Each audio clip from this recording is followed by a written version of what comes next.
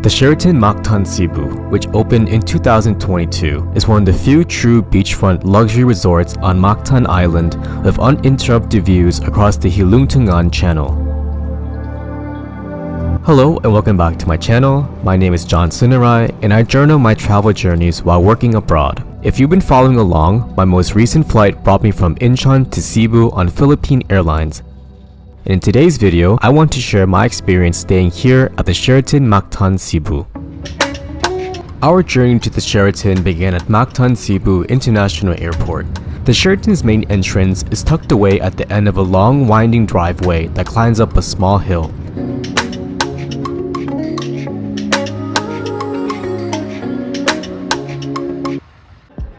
Cebu is a developing seaside city, and what's most striking is the contrast between everyday local communities and the gated luxury resorts that quietly line the shoreline. Check-in was smooth and efficient, complemented by a welcome drink. As Marriott Bonvoy members, we were welcomed with a complimentary wine and cheese platter and upgrade to a Honeymoon Suite.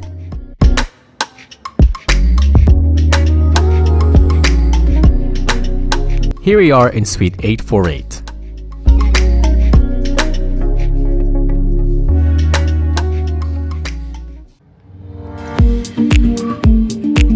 The Honeymoon Suite spans around 90 square meters with an ocean view balcony and generous space to relax.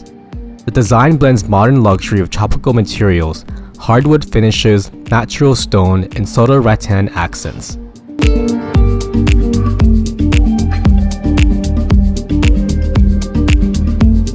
While the suite offers a beautiful view out over the ocean, it's worth noting that the building sits alongside a small local community.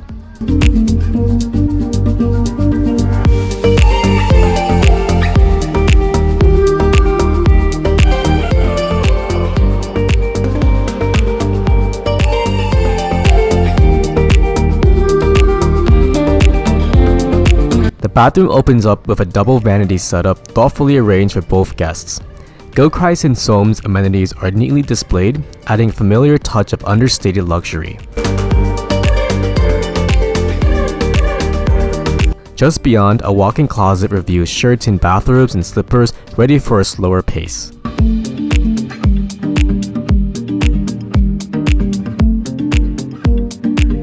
Tucked beside the closet is a compact enclosed toilet area with bidet functionality. Surrounding the main wash area is a stand-in shower with the same Gilchrist amenities and a bathtub fit for two with a nice view of the ocean.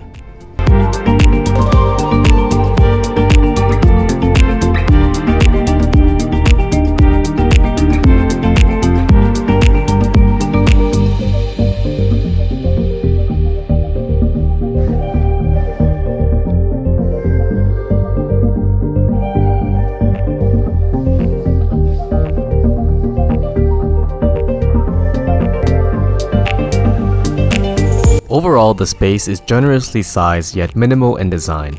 There are a few minor imperfections that can easily be overlooked. A closer look at the bed area reveals traditional textiles layered over the headboard.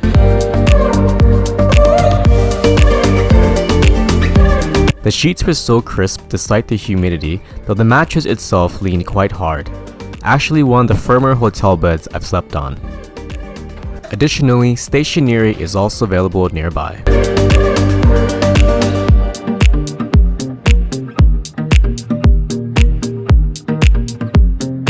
In a few words, the suite is tropical yet somewhat restrained. It nods to Filipino design, but the personality doesn't fully come through.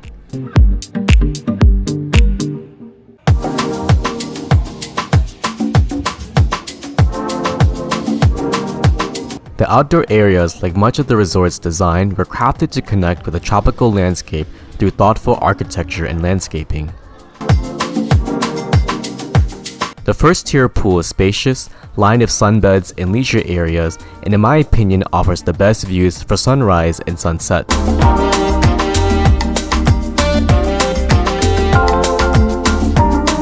The second tier is slightly smaller and sits closer to the beach.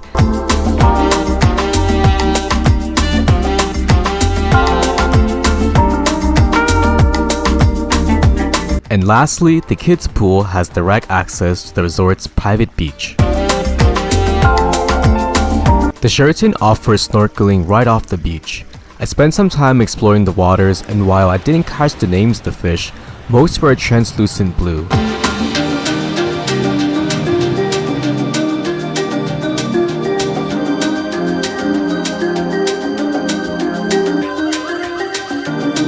One of the resort's standout spots is Buhi Cavebar, a beachfront cave-style bar serving crafted cocktails and light bites.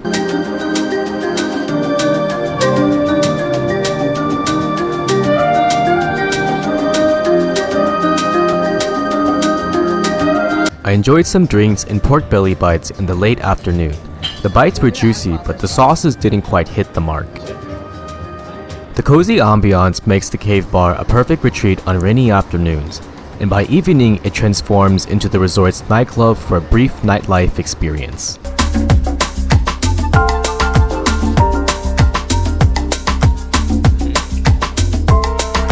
For dinner we chose Dip, the resort's Nikkei restaurant which blends Japanese techniques with Peruvian flavors.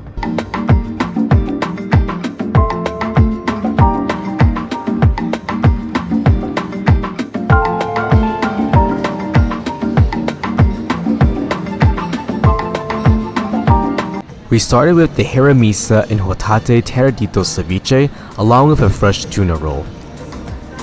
I really enjoyed the freshness of the ceviche, while the tuna roll felt familiar. For the main course, we tried the seafood Morisco's rice, packed with flavor and perfectly cooked.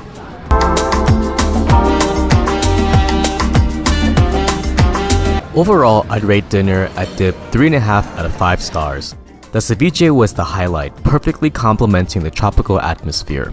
In fact, it was the only dish that had me coming back the next day.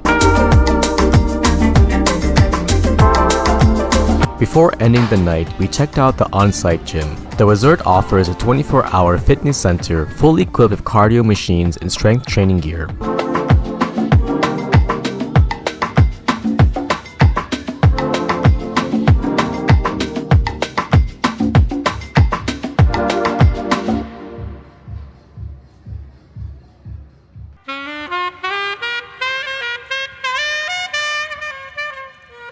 Alright, good morning everyone. After an early morning gym session, we headed out to the lobby and then down to the breakfast buffet. Breakfast each morning is served at 5 Cien, the resort's all-day dining restaurant located on the main floor. The buffet runs from early until mid-morning. While breakfast is offered as a Marriott Elite welcome amenity in many properties, breakfast for this day was already included in our original room rate. If not, breakfast would be around 1,500 to 2,000 Filipino pesos per person.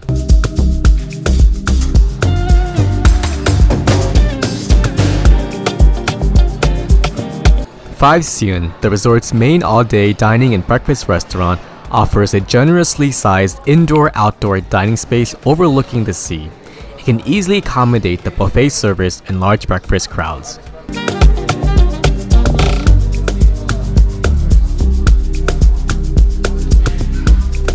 The breakfast buffet includes several Filipino dishes ranging from chicken to pork. The omelet section allows for several variations ranging from the Filipino-inspired omelet to Western style with cheese and bacon.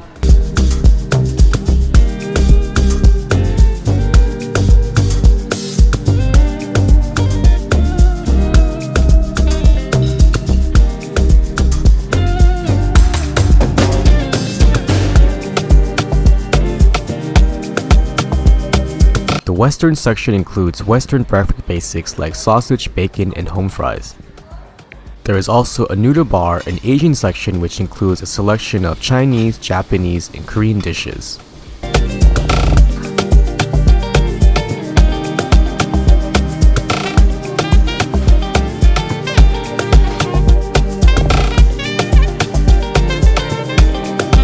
In the baked goods sections rounds up the breakfast bar with bread, donuts, and other pastries.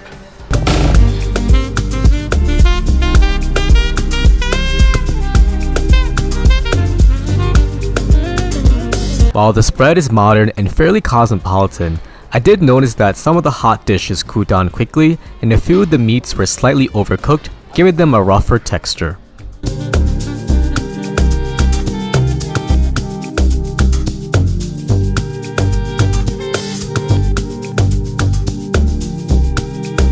The rest of the day was spent unwinding by the pool. With a late checkout, there was no rush to pack, giving us the freedom to fully enjoy the afternoon.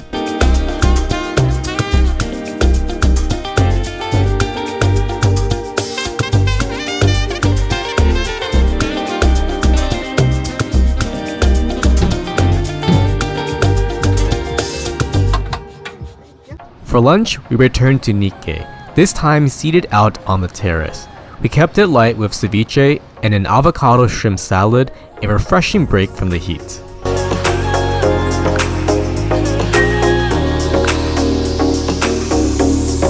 Compared to my previous indoor experience, I definitely enjoyed being outside, feeling the ocean breeze. As for the food, the ceviche was a lot more sour, but I actually preferred this more. The second dish was also quite light. The shrimp salad reminded me of a southern side dish.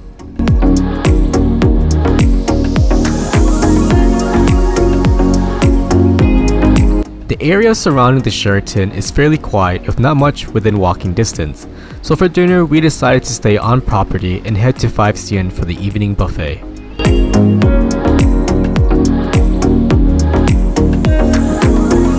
The buffet also featured lechon, a Cebu classic.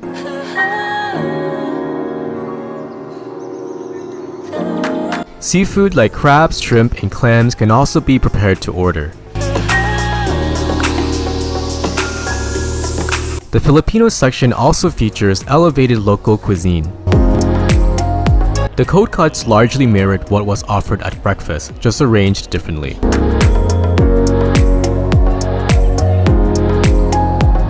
Dessert options include mousse, cakes, and other sweet treats.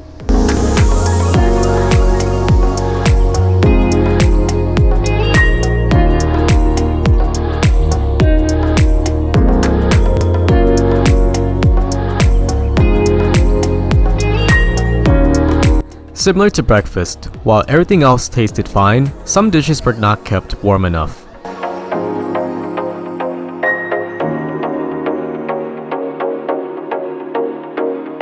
To round off dinner, we had Halo Halo, a classic Filipino cold dessert.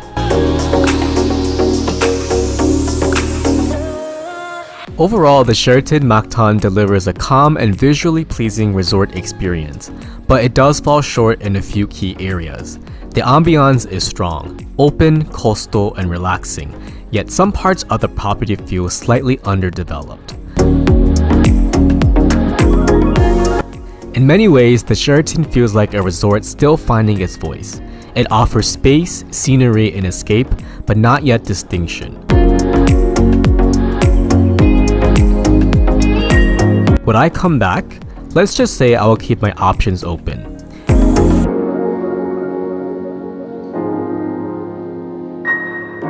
Thanks for watching. Like, share, and subscribe, and stay tuned for the next adventure.